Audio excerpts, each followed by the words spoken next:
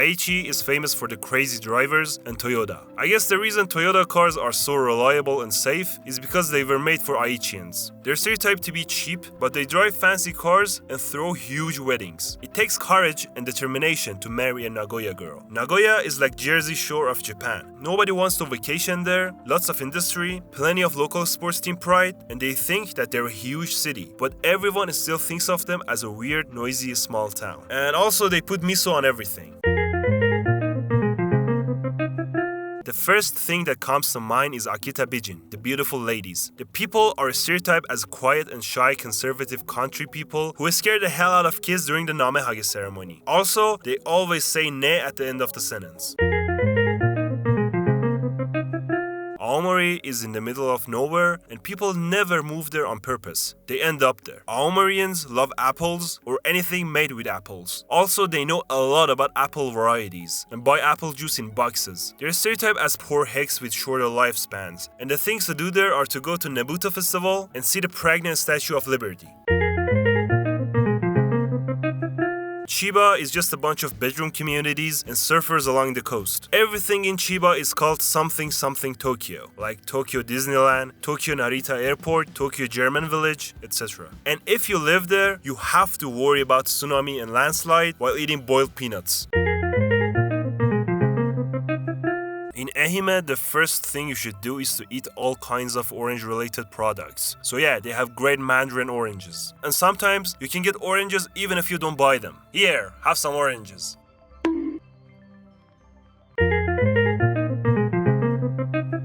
Fukui is mostly famous for its dinosaur museum, and it has the largest excavation of dinosaur remains in all of Japan. Also, their favorite thing to do is to sit under kotatsu and eat chilled mizuyakan during the cold, snowy season. In Fukuoka, everyone's either part of Yakuza or knows one. They can start fights very easily and have a rivalry with Saitama. The people are fashionable, but like conservative fashion, not crazy fashion like Tokyo. Also, they have some great tonkotsu ramen and udon, and have taps for pork bone soup. The prefecture is famous for the power plant explosion in 2011, and it's quiet with some determined people who drive very slowly and love squids. Some of them still resent the people from Kagoshima and Yamaguchi because of the violent wars they had in the past. In the conservative kingdom of Gifu, you're a depressed pothead who is very sad. Why? Because no one can point it out on a map. In Gifu, they build nice swords and catch up 3 years late to the Kanto trends. This is Gunma. We have the best silk. It's a forgettable prefecture with lots of Japanese Brazilians, and they don't have access to the sea. I think the elephant in the room is what happened in Hiroshima in 1945. So that, and in Hiroshima you're either a Yankee or a Yakuza member. You speak with an accent that makes you sound very tough and intense. Drive a Mazda and you're a die-hard carp fan. And they have their own version of Bigfoot called Hibagon. Hokkaido, or should I say Borderland, has lots of overweight people, and just like some of them, it's huge. It's sort of like Alaska of Japan. They don't use an umbrella when it's snowing, can walk on frozen roads without falling, and eat ice cream at home in the winter while looking resentfully at the snowy scenery. They have mild summers and a slow pace of life, so it's a great prefecture.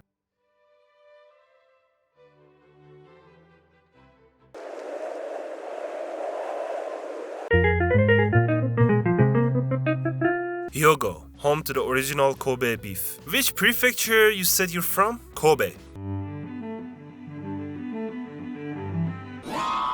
Yep, they have the largest Yakuza organization. If you're liking the video so far, please subscribe. So, you're from Ibaraki. I've come to your capital. What was it? Hitachi or something? It's Mito. Whatever. Ibaraki has some kind of rivalry with Gunma and Tochigi. They're all stereotyped to be Yankees who know how to surf and eat natto every day. Also, they get angry when they're called Ibaraki. Everyone there is a pachinko addict, and there are lots of pachinko commercials. And they put gold leaf on things. This is good for my health. No, it's not. You're just gonna poop it out. Everyone thinks Iwate is empty as hell. Well, they're right. If you want to live somewhere peaceful and quiet with beautiful mountains and small villages, Iwate is your place. Also, you can go urchin picking. Kagawa is the smallest prefecture of Japan, and the people are stereotyped to be stingy and cold. Kagawa is also known as the udon prefecture. Udon is a part of their lives. They eat it for breakfast and even have a udon taxi.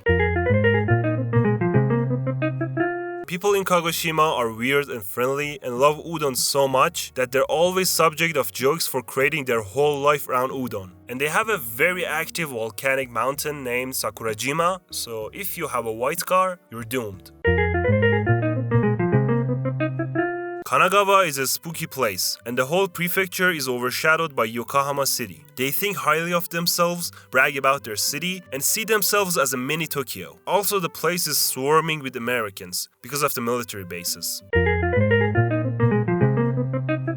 People in Kochi are heavy drinkers who like to get hammered on the weekends. They then argue with their friends and family over politics, get into a fight, and then forget everything by Monday.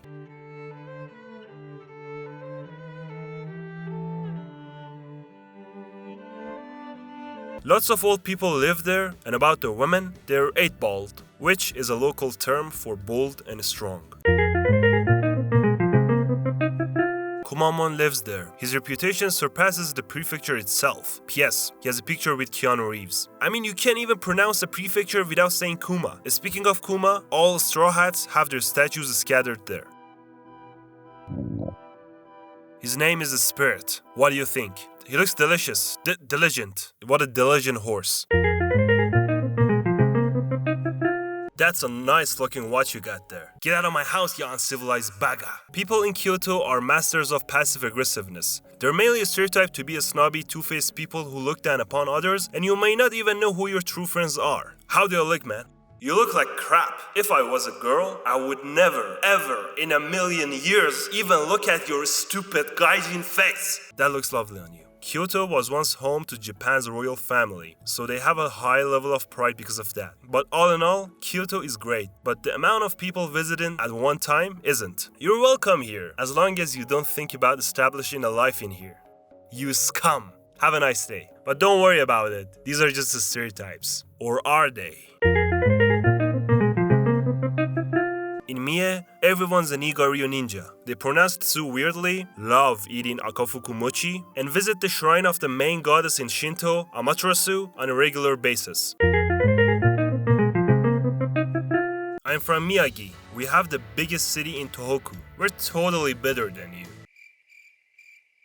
Beef tongue? I don't know much about them, except that they have a high sense of pride, have the Tanabata festival, and get some strong earthquakes. Now about Sendai. So which prefecture are you from? Sendai. So Miyagi. No, I just said Sendai.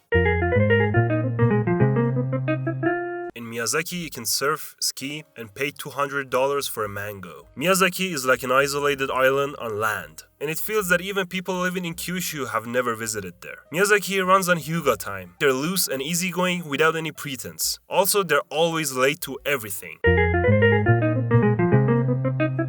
Nagano can be summarized in 3 words: mountains, snow, and soba. Prefecture feels more Hokkaido than Hokkaido. It's filled with rich people and ski resorts, and it feels like Japan's version of Aspen. People there are stereotyped as tough mountain people with strong lungs who love to argue all the time. Some of them eat bugs, and soba is practically a religion there. Also, you can go and watch those snow monkeys while they bathe. Nagasaki doesn't look like the typical Japanese city, and it has some friendly, open-minded people who love eating champon. They also set up fireworks when visiting the graves during Obon, which is a ceremony for honoring the ancestors. Nara was once Japan's capital, and it has this weird mascot. I don't have any crackers, buddy. I don't have any food. No crackers.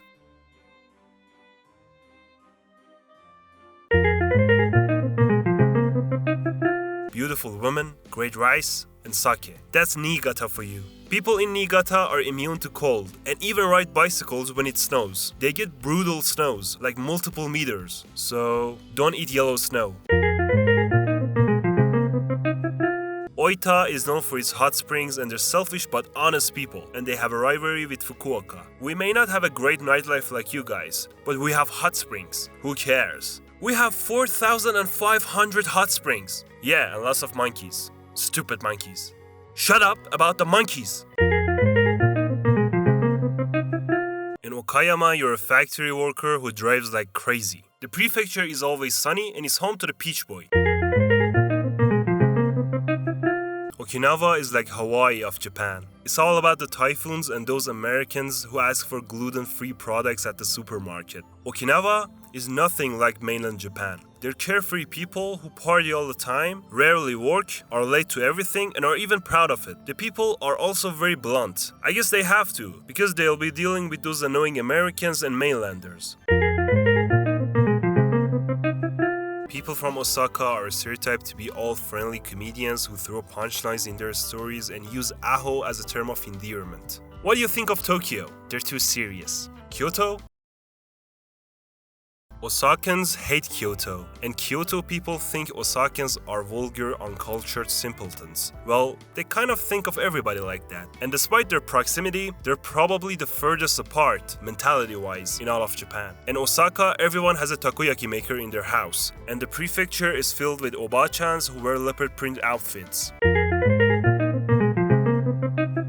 They say Saga doesn't exist. They love eating squids and are fighting with Fukui Prefecture for at least the name recognition. Everyone stops in Saga for a 10-minute break on their way to Nagasaki. And take a guess at who's their tourism ambassador. I'ma give you 5 seconds. 5, 4, it's the freaking Godzilla.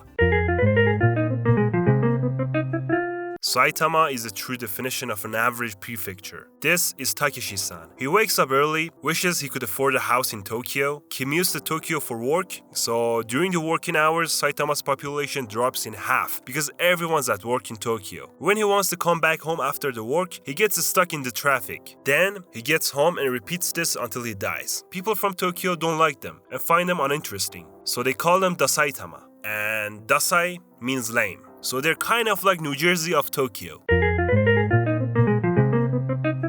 Welcome to Lake Biwa. Look how beautiful and massive Lake Biwa is. Hell, some people even call it the sea. Oh, by the way, Lake Biwa has some surrounding land called the Shiga Prefecture. Or whatever. The people there are honest and hardworking and really care about the lake. Shimane is another one of those forgotten traditional prefectures with hardworking people in it. They drink tea from 10 to 3 o'clock, stare at people, and have great crabs and even serve it in schools. They're the second prefecture that's obsessed with Mount Fuji and talks about it all the time. We have the better side of Mount Fuji. Suck it, Yamanashi. By the way, how many times have you climbed it? Let me see. Never? But that's not important right now. Let's get some green tea.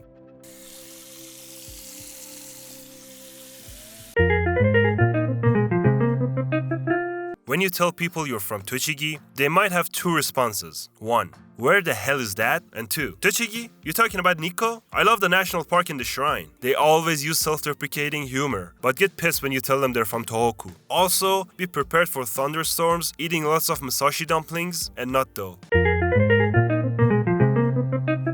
Hey, I'm from Tokushima. So, Tokunoshima? No, Tokushima. Did you say Fukushima? Every year during Awa Odori, people dance like crazy. And because of their poorly connected train system, people from other prefectures imagine their trains to be like Thomas the Tank Engine.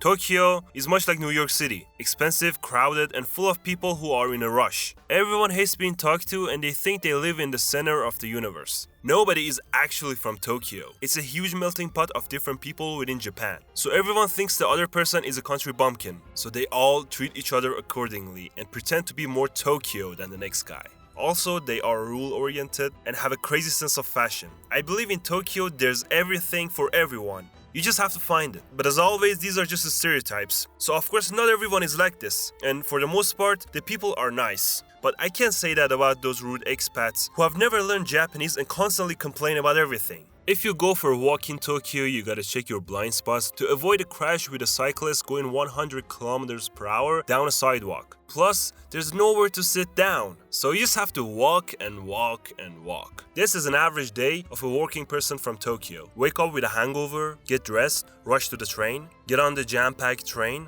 get to the workstation, buy an onigiri, and work from 8 a.m. until around 7 p.m. Then, drink for 3 hours with your coworkers and make fun of Saitama, head back into a crowded train while totally hammered, and rinse and repeat.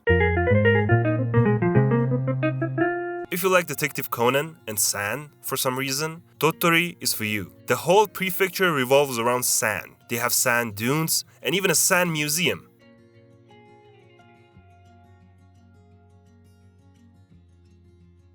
But don't think that the prefecture only has the sand dunes. It's more than just sand. They have camels too.